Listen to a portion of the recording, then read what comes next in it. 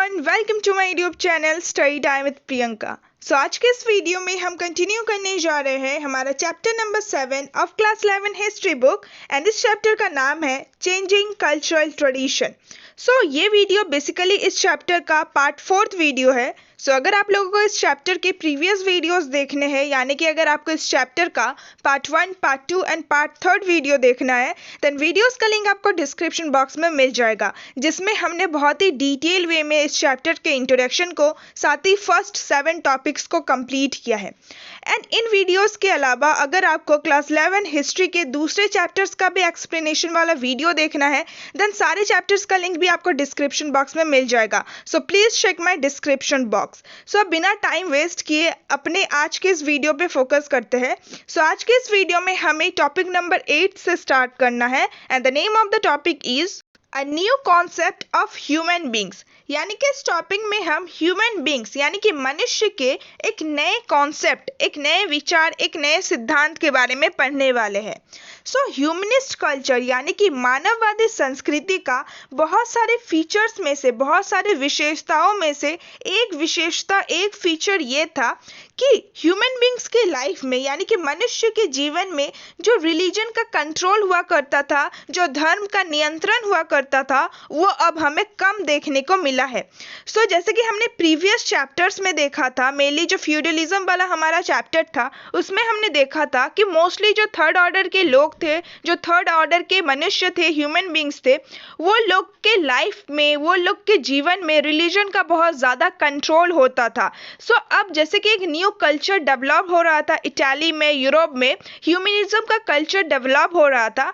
Humanist culture का एक feature, एक विशेषता ये था कि अब रिलीजन का, धर्म का ह्यूमन बींग्स के लाइफ में इतना ज़्यादा कंट्रोल नहीं होता था, इतना ज़्यादा नियंत्रण नहीं होता था। Italians were strongly attracted to material wealth, power and glory. यानी कि अब जो इटालियंस है, इटालियंस यानी कि इटली में रहने वाले जो लोग हैं, अब वो अट्रैक्टेड हो रहे थे किसकी तरफ आकर्षित हो रहे थे? मैटेरियल वेल्थ की तरफ। मैटेरियल वेल्थ से यहाँ पे मतलब है धन दौलत की तरफ, साथ ही पावर एंड ग्लोरी की तरफ, यानी कि शक्ति की तरफ, गौरव, यश, बल। इन सब की तरफ अब इटालियंस अट्रैक्टेड हो रहे थे, आकर्षित हो रहे थे।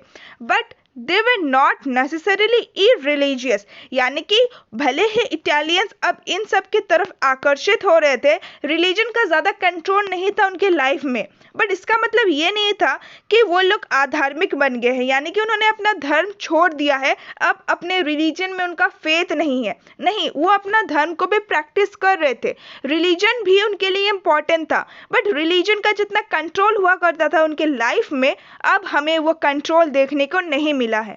अब लोग थोड़े फ्रीली अपने लाइफ को जी सकते थे, रिलीजन का कोई भी दबाव नहीं होता था, रिलीजन का कोई भी नियंत्रण नहीं होता था अब ह्यूमन बींग्स के लाइफ में। फिर हमें एक ह्यूमनिस्ट के बारे में बता रखा है जिनका नाम है फ्रांसेस्को बारबेरो, जिनका टाइम पीरियड है 1390 से लेकर 1454 तक। ये बेसिकली वेनिस के ह्यूमनिस्ट थे, यानी कि वेनिस में रहने वाले मानववादी थे। रोट अ पैम्पलेट, उन्होंने एक पैम्पलेट लिखा था, एक पुस्तिका लिखा था, defining acquisition of wealth as a virtue. यानी कि उस पुस्तिका में उन्होंने ये बताया था कि एक्विजिशन ऑफ वेल्थ यानी कि वेल्थ को एक्वायर करना, धन दौलत को एक्वायर करना, ये एक गुण है, ये एक वर्च्यू है। इन्होंने ये बताया था कि भले ही अगर इटालियंस इस टाइम पीरियड के जो लोग हैं, जो ह्यूमन बींग्स है, अगर वो वेल्थ की तरफ अट्रैक्टेड हो रहे हैं, देन इसमें कोई भी गलत बात नहीं है।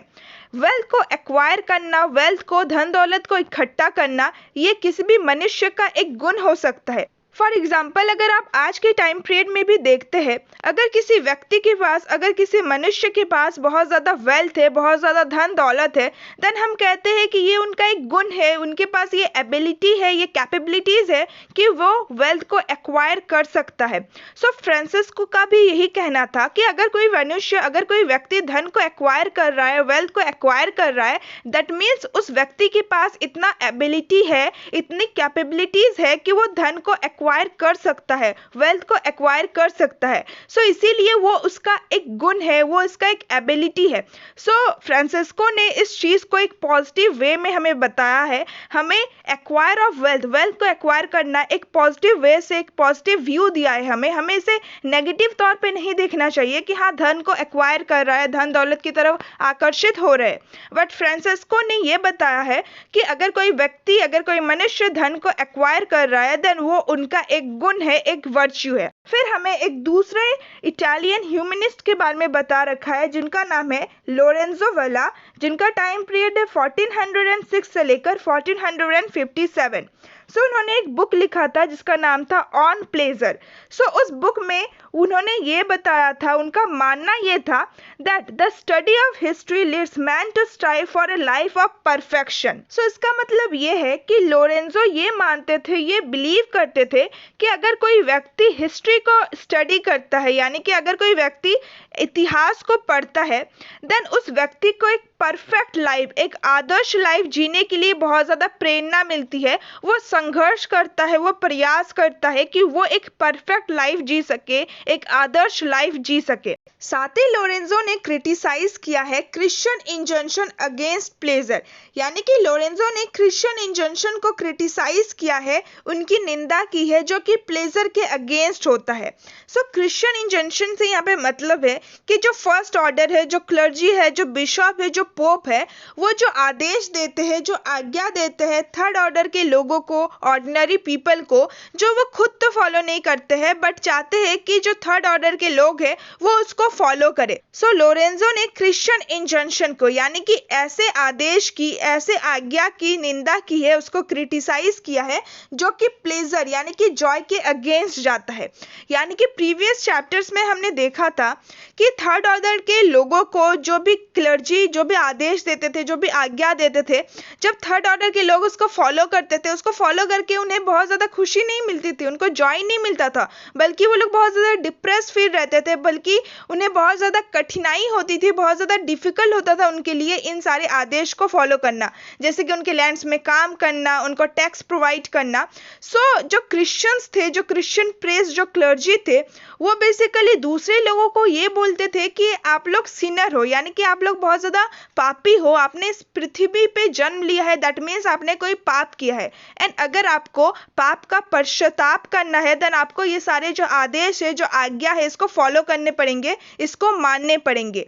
सो जो थर्ड ऑर्डर्स के लोग थे, जो ऑर्डिनरी पीपल थे, जब वो लोग इस आज्ञा को, इस आदेश को फॉलो करते थे, देन ऑब्वियस सी बात है उसको ऐसे बेमतलब के ऑर्डर्स फॉलो करके खुशी तो नहीं मिलेगी। सो बेसिकली लोरेंजो ये कहना चाहते हैं कि जो क्रिश्चियन इंजंक्शन को लोगों को फॉलो करने दिया जाता है, जिस आदेश को, जिस आज्ञा को लोगों को फॉलो करने दिया जाता है, उसको उन्होंने बहुत ज़्यादा क्रिटिसाइज किया है, यानी कि ऐसे आदेश का उन्होंने बहुत ज़्यादा निंदा किया है, जो कि प्लेजर के अगेंस्ट होता है, यानी कि जो कि नॉर्मल पर्सन के, ऑर्डिनरी पर्सन के, खुशी के, जॉय के अगेंस्ट होता है। साथ ही इस टाइम पीरियड के दौरान गुड मैनर्स के ऊपर बहुत ज़्यादा कंसर्न किया गया। गुड मैनर्स यानी कि अच्छा बिहेवियर, अच्छा आचरण, इन सब के ऊपर बहुत ज़्यादा अटेंशन दिया गया, जैसे कि एक व्यक्ति को कैसे पोलाइटली बोलना चाहिए, स्पीक पोलाइटली, यानी कि एक व्यक्ति को कैसे भद्रता से, शिष्टाचार से, अच्छी तरह से बोलना चाहिए। साथ ही ड्रेस करेक्टली, यानी कि एक व्यक्ति का पहनावा कैसा होना चाहिए,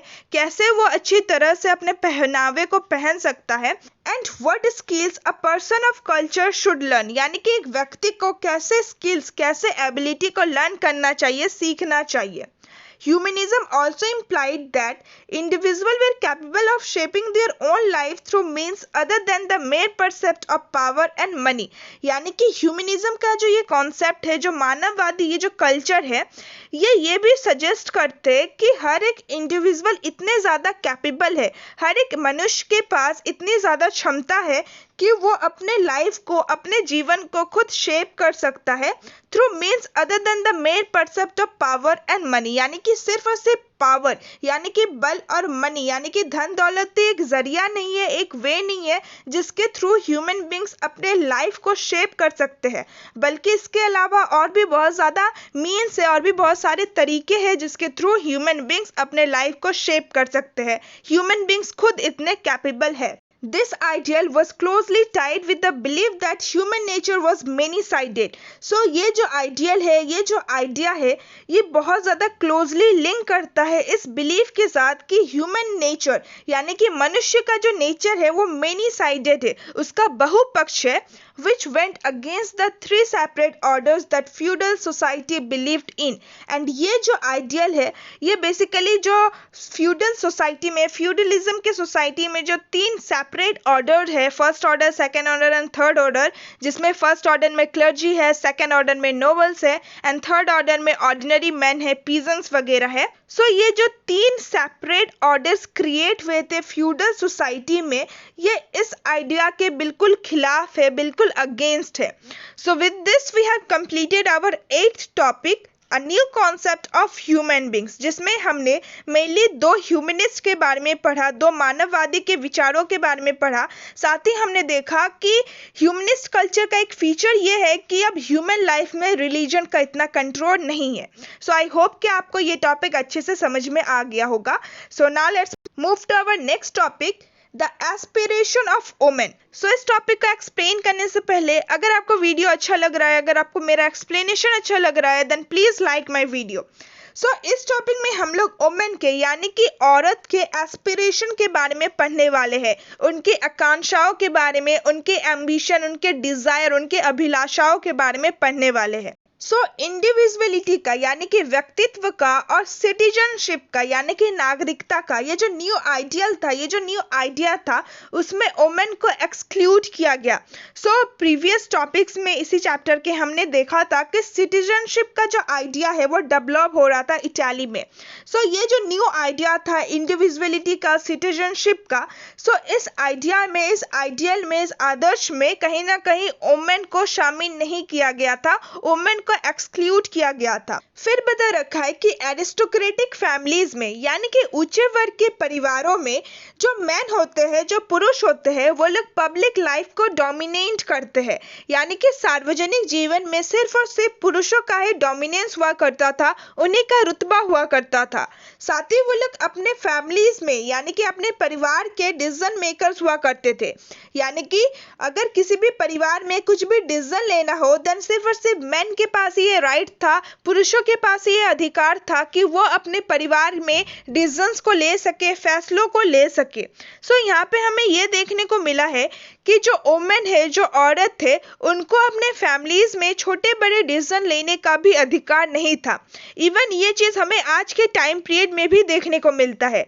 आज के टाइम पीरियड में भी ऐसे बहुत सारे फैमिलीज है, ऐसे बहुत सारे परिवार है जहाँ पे जो डिसीजन होता है वो मेनली एक पुरुष के द्वारा ही लिया जाता है. इवन अगर हम अपनी बात करें, अगर हमें भी किसी चीज़ का परमिशन चाहिए होता है, देन हम भी मेनली अपने पापा से ही पूछते हैं. दैट मीन्स हम एक ऐसे वर्ल्ड में रहते हैं जहाँ पे सिर्फ और सिर्फ मेल का ही डोमिनेंस है, पुरुषों का ही डोमिनेंस है, एंड वुमेन का जो रोल है वो बहुत ज़्यादा लिमिटेड है. फिर बता रखा है कि जो मैन होते थे वो लोग सिर्फ और सिर्फ अपने सन्स यानी कि अपने बेटों को ही एजुकेट करवाते थे, शिक्षित करवाते थे, ताकि उनका जो प्लेस होता था अपने फैमिली बिजनेसेस में और पब्लिक लाइफ में, उस प्लेस को उनका बेटा ले सके. एंड कई बार बहुत सारे लोग अपने यंगर सन, अपने छोटे बेटों को चर्च में भेज देते थे, चर्च को ज्वाइन करने के लिए. Although their dowries were invested in the family businesses, women generally had no say in how their husband should run their businesses. यानी कि कई बार क्या होता था, जो डॉरीज लिया जाता था, डॉरीज यानी कि मैरिज के टाइम पे जो दहेज लिया जाता था, सर उस दहेज को मेनली फैमिली बिजनेस यानी कि परिवार का जो व्यापार होता था उसमें ही इन्वेस्ट किया जाता था, उसमें ही लगाया जाता था. बट वुमेन का यानी कि औरत का कोई भी राइट नहीं था कि वो कुछ भी बोल सके या फिर अपने हस्बैंड को कुछ भी राय दे सके कि बिजनेस को किस तरह से चलाना चाहिए या फिर डॉरीज का यानी कि दहेज का किस तरह से इस्तेमाल करना चाहिए. Often marriages were intended to strengthen business alliances. यानी कि कई बार जो मैरिजेस होता था यानी कि जब शादी होती थी, सो शादी करने का मेन उद्देश्य ये रहता था कि बिजनेस अलायंसेस को और ज़्यादा मजबूत बनाए. यानी कि फॉर एग्जाम्पल दो फैमिलीज है, अगर दो फैमिलीज एक दूसरे के साथ बिजनेस करती है या फिर वो लोग एक साथ मिलके कुछ बिजनेस कर रही है, वो लोग यूनाइट होके कुछ बिजनेस कर रही है, देन उस बिजनेस को, उस व्यापार को और ज्यादा मजबूत बनाने के लिए वो लोग अपने बेटों बेटियों का शादी एक दूसरे से करवा देते थे। सो मैरिजेस का जो मेन उद्देश्य होता था वो प्यार या फिर कुछ और नहीं होता था, बल्कि सिर्फ और सिर्फ व्यापार को अच्छा करने के लिए, व्यापार को ज्यादा मजबूत बनाने के लिए किया जाता था। If an adequate dowry could not be arranged, daughters were sent to convents to live the life of a nun। यानी कि अगर कोई भी फैमिली अपने बेटियों के लिए, अपने डॉटर्स के लिए एडिक्वेट डॉरी यानी कि पर्याप्त यानी कि इनफ डॉरी दहेज अरेंज नहीं कर पाती है, देन वो लोग मेनली अपने डॉटर्स को यानी कि अपने बेटियों को कन्वेंट्स में भेज देते थे ताकि वो एक नन की लाइफ को जी सके। सो नन क्या होता है ये आपको पता होगा, शायद हमने प्रीवियस चैप्टर्स में भी ये पढ़ा है। सो नन मेनली रिलीजियस वुमेन को कहा जाता है, जो सन्यासिनी होती है उसको नन कहा जाता है। सो बहुत सारी फैमिलीज अपनी डॉटर्स को, अपनी बेटियों को कन्वेंट्स में भेज देते थे।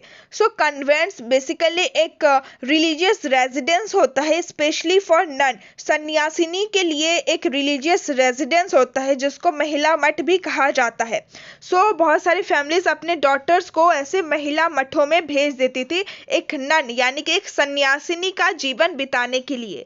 Obviously, the public role of women was limited and they were looked upon as keepers of the household। यानी कि इस टॉपिक में हमें यह पता चला कि वुमेन का यानी कि महिलाओं का जो पब्लिक रोल होता है वो बहुत ज्यादा लिमिटेड होता था, वो बहुत ज्यादा सीमित होता था, एंड महिलाओं को सिर्फ keepers of the house hold के रूप में देखा जाता था। यानी कि महिलाओं को एक ऐसे व्यक्ति के रूप में देखा जाता था जो कि सिर्फ और सिर्फ घर गृहस्थी संभालती है, घर परिवार का देखभाल करती है, ऐसे ही रूप में सिर्फ वुमेन्स को देखा जाता था, एंड वुमेन को पब्लिक लाइफ में कोई भी एक इम्पोर्टेंट रोल नहीं दिया जाता था। सो एक न्यू कल्चर आने के बावजूद भी, ह्यूमनिस्ट कल्चर आने के बावजूद भी, ये जो न्यू कल्चर था एंड इस न्यू कल्चर का जो नया आइडियाज था उसमें भी वुमेन को एक्सक्लूड किया गया, उसमें भी वुमेन को शामिल नहीं किया गया। फिर बता रखा है the position of women in the families of merchants however was somewhat different. यानी कि मर्चेंट्स फैमिलीज में, वो फैमिलीज जो कि व्यापारी हुआ करता था, ऐसे परिवारों में वुमेन का जो पोजीशन होता था, वुमेन का जो स्थान होता था वो कुछ हद तक अलग होता था। Shopkeepers were very often assisted by their wifes in running the shop. यानी कि बहुत सारे जो शॉपकीपर्स होते थे, बहुत सारे जो दुकानदार होते थे, उन लोगों को उनकी वाइफ्स बहुत ज़्यादा हेल्प करती थी शॉप को रन करने में, शॉप को चलाने में। उनकी जो वाइफ थी वो बहुत ज़्यादा मदद करती थी, सहयोग करती थी। In families of merchants and bankers, wives looked after the businesses when the male members were away on work। यानी कि ऐसे परिवारों में जो कि मेनली मर्चेंट्स का परिवार हुआ करता था, बैंकर्स का परिवार हुआ करता था, ऐसे परिवारों में जो पत्नियां होती थी वो लोग बिजनेस को संभालती थी, बिजनेस को रन करवाती थी। जब भी मेल मेंबर यानी कि जब भी उस फैमिलीज के जो पुरुष होते थे वो लोग किसी काम के कारण जब बाहर जाते थे, जब दूर जाते थे घर से, देन मेनली उनके जो वाइफ्स होती थी, उनकी जो पत्नियां होती थी, वही लोग उनकी बिजनेसेस को संभालती थी। The early death of a merchant compelled his widow to perform a larger public role than was the case in aristocratic families। यानी कि अगर किसी मर्चेंट का, अगर किसी व्यापारी का अर्ली डेथ हो जाता था, यानी कि वक्त से पहले डेथ हो जाता था, जल्दी डेथ हो जाता था, देन उसकी जो विडो होती थी, उसकी जो विधवा औरत होती थी, विधवा वुमेन होती थी, वो एक लार्जर पब्लिक रोल परफॉर्म करती थी, that in the case of aristocratic families. So aristocratic families में अभी हमने देखा कि वुमेन का जो पब्लिक रोल था वो बहुत ज़्यादा लिमिटेड था, बट मर्चेंट्स एंड बैंकर्स की फैमिलीज में वुमेन्स का जो पब्लिक रोल था वो थोड़ा लार्ज था, वो लिमिटेड नहीं था। सो मर्चेंट्स एंड बैंकर्स की फैमिलीज में वुमेन्स का बहुत ज़्यादा रोल होता था। जब भी उनके मेल जो पार्टनर्स होते थे, जो पुरुष होते थे, अगर वो किसी कामवश बाहर जाते थे या फिर उनकी अर्ली डेथ हो जाता था, देन सारा जो काम है, सारा जो बिजनेस है, वो वुमेन ही संभालती थी, वो उनकी वाइफ ही संभालती थी। सो यहाँ पे हमें कुछ समवट एक डिफरेंट सिचुएशन देखने को मिल रहा है। यहाँ पे हमें वुमेन्स का एक डिफरेंट रोल देखने को मिल रहा है। A few women were intellectually very creative and sensitive about the importance of humanist education। यानी कि कुछ वुमेन, कुछ औरतें इंटेलेक्चुअली यानी कि दिमागी तौर पर इंटेलेक्चुअल मैनर में बहुत ज़्यादा क्रिएटिव होती थी। क्रिएटिव यानी कि उनके पास एबिलिटी था कुछ क्रिएट करने का। एंड बहुत सारे वुमेन बहुत ज़्यादा सेंसिटिव भी होती थी, बहुत ज़्यादा संवेदनशील होती थी ह्यूमनिस्ट एजुकेशन के इम्पोर्टेंस को लेकर। यानी कि ह्यूमनिस्ट एजुकेशन का, मानववादी शिक्षा का कितना ज़्यादा इम्पोर्टेंस है, कितना ज़्यादा महत्व है। सो इसको लेकर कुछ जो औरत होती थी वो लोग बहुत ज़्यादा सेंसिटिव होती थी, बहुत ज़्यादा संवेदनशील होती थी। फिर हमें एक वेनिशियन वुमेन स्कॉलर के बारे में बता रखा है, यानी कि वेनिस में रहने वाली एक वुमेन स्कॉलर के बारे में बता रखा है जिनका नाम है कैसेंड्रा फैडले। सो कैसेंड्रा फैडले का टाइम पीरियड था 1465 से लेकर 1558। सो उन्होंने ये लिखा था कि even thought the study of later promises and offers no reward for women and no dignity। सो उन्होंने ये लिखा था कि भले ही ये जो लेटर्स का स्टडी है, यानी कि ह्यूमनिस्ट एजुकेशन है, ह्यूमनिस्ट कल्चर का जो आइडिया है, जो स्टडीज है, वो हमें यानी कि वुमेन्स को ना ही कोई रिवॉर्ड देता है, ना ही कोई आदर देता है, और ना ही कोई डिग्निटी प्रोवाइड करता है, ना ही कोई सेल्फ रिस्पेक्ट देता है, ना ही आत्मसम्मान देता है। फिर भी every women ought to seek and impress this study. फिर भी हर एक वुमेन को, हर एक औरत को ये जो ह्यूमनिस्ट एजुकेशन है, ये जो ह्यूमनिस्ट स्टडीज है, इसको सीख करना चाहिए, इसको खोजना चाहिए, इसको ग्रहण करना चाहिए और इसको अपनाना चाहिए, इसको पढ़ना चाहिए। फिर हमें ये बता रखा है कि कैसेंड्रा फैडले उन कुछ औरतों में से थी जिन्होंने उस आइडिया को क्वेश्चन किया है, उस आइडिया के खिलाफ प्रश्न उठाया है, जो आइडिया ये कहती है, ये मानती है that womens were incapable of achieving the qualities of humanist scholar. यानी कि जो वुमेन है, जो स्त्री है, वो लोग इनकैपेबल है, असमर्थ है, उनके पास ये कैपेबिलिटीज नहीं है कि वो लोग एक ह्यूमनिस्ट स्कॉलर के क्वालिटीज को, यानी कि ह्यूमनिस्ट मानववादी स्कॉलर बनने की जो गुण है, जो क्वालिटीज है, उसको अचीव कर सके, उसको प्राप्त कर सके। सो इस आइडिया के ये बिल्कुल खिलाफ थी एंड इस आइडिया को उन्होंने क्वेश्चन किया है कि वुमेन जो है वो लोग भी स्कॉलर बन सकती है, उनके पास इतना कैपेबिलिटीज है, उनके पास भी ये गुण है कि वो एक ह्यूमनिस्ट स्कॉलर बन सकती है। एंड इसको उन्होंने प्रूव भी किया है। वो खुद एक ह्यूमनिस्ट स्कॉलर थी एंड बहुत ही फेमस स्कॉलर थी। सो उन्होंने ये प्रूव कर दिया कि वुमेन जो है वो लोग भी ह्यूमनिस्ट स्कॉलर बन सकती है। एंड उन्होंने इस आइडिया को रॉन्ग प्रूव कर दिया कि वुमेन के पास इतने क्वालिटीज नहीं है, इतने गुण नहीं है कि वो लोग ह्यूमनिस्ट स्कॉलर बन सके। फैडले was known for her proficiency in Greek and Latin। यानी कि फैडले जो थी वो इतनी ज़्यादा नोन थी, इतनी ज़्यादा फेमस इसलिए थी क्योंकि उनको मेनली ग्रीक एंड लैटिन के नॉलेज के लिए जाना जाता था। and was invited to give oration at the University of Padua। यानी कि फैडले को यूनिवर्सिटी ऑफ पैडवा में इनवाइट किया जाता है, उनको आमंत्रित किया जाता है वहाँ पे एक भाषण देने के लिए, ओरेशन देने के लिए। सो इसी चीज़ से आप फैडले की इम्पोर्टेंस को देख सकते हैं कि उसे इतने बड़े यूनिवर्सिटी में भाषण देने के लिए इनवाइट किया गया था, बुलाया गया था। सो एक वुमेन के रूप में उनका कितना ज़्यादा इम्पोर्टेंस था, ये चीज़ आपको इस लाइन के थ्रू पता चल गया होगा। फिर बता रखा है कि फैडले's writing bring into focus the general regard for education at that age. यानी कि फैडले की जो राइटिंग्स होती थी, जो कुछ भी वो लिखती थी, वो उस टाइम पीरियड में, उस एज में एजुकेशन के लिए जो जनरल रिगार्ड होता था उसकी तरफ फोकस करती थी। यानी कि एजुकेशन के लिए जो एक सामान्य सम्मान होता था उसकी तरफ फोकस करती थी। She was one of many Venetian women writers who criticize the republic. यानी कि जो फैडले थी वो उन वेनेशियन वुमेन राइटर्स में से थी जिन्होंने रिपब्लिक को, यानी कि लोकतंत्र तंत्र को क्रिटिसाइज किया है, उसकी निंदा की है for creating a highly limited definition of freedom. Freedom का यानी कि आज़ादी का इतना लिमिटेड डेफिनेशन क्रिएट करने के लिए, इतनी सीमित परिभाषा क्रिएट करने के लिए, जो कि सिर्फ और सिर्फ मैन के डिजायर को ही फेवर करती है, यानी कि सिर्फ और सिर्फ पुरुष का जो वांट है, जो इच्छा है, उसको सपोर्ट करती है ओवर दोज ऑफ वोमेन।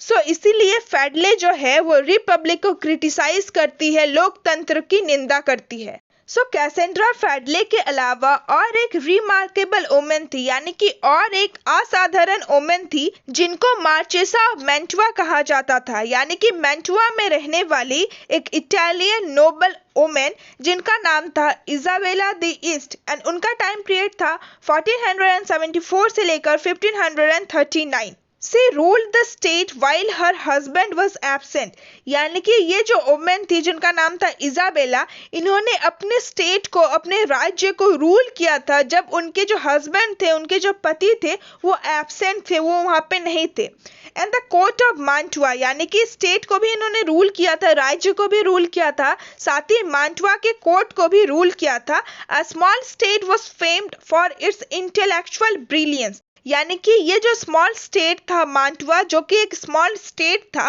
वो इसलिए फेमस था क्योंकि उस स्टेट को रूल करने वाली जो वोमेन थी जिनका नाम था इजाबेला, उनके इंटेलेक्चुअल ब्रिलियंस की वजह से ही ये जो स्टेट था वो इतना ज़्यादा फेमस था।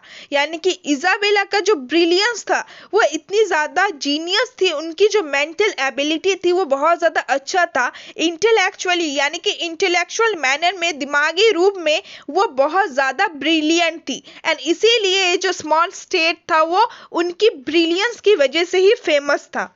Women's writing revealed their conviction that they should have economic power, property and education to achieve an identity in a world dominated by men। यानी कि वोमेन्स की जो राइटिंग है, सो हमने दो वोमेन के बारे में पढ़ा, दो वोमेन स्कॉलर के बारे में पढ़ा।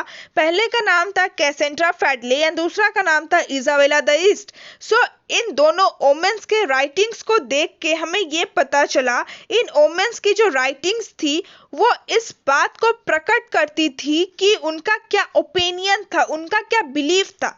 सो उनका ये मानना था, उनकी ये अभिलाषा थी, उनका ये एम्बिशन था कि उनके पास भी इकोनॉमिक पावर हो, उनके पास भी प्रॉपर्टी हो, और साथ ही उनको भी एजुकेशन का ये जो फैसिलिटी है वो प्रोवाइड हो, ताकि वो लोग अपना एक आइडेंटिटी को अचीव कर पाए, अपनी एक पहचान बना पाए एक ऐसे वर्ल्ड में जो कि मैन डोमिनेट करता है, यानी कि एक ऐसा वर्ल्ड जिसको मेनली मैन कंट्रोल करता है, मैन का ही ज़्यादा डोमिनेंस होता है। सो एक ऐसा वर्ल्ड जो कि डोमिनेटेड है बाय द मैन, सो एक ऐसे वर्ल्ड में अपना एक आइडेंटिटी बनाने के लिए, अपना एक पहचान बनाने के लिए वोमेन को भी इकोनॉमिक पावर चाहिए, वोमेन को भी प्रॉपर्टी चाहिए एंड वोमेन को भी एजुकेशन चाहिए। सो ये सब कुछ हमें वोमेन्स के राइटिंग के थ्रू पता चला कि उनके मन में क्या है, उनका क्या एम्बिशन है, उनका क्या अभिलाषाएं है, क्या आकांक्षाएं है।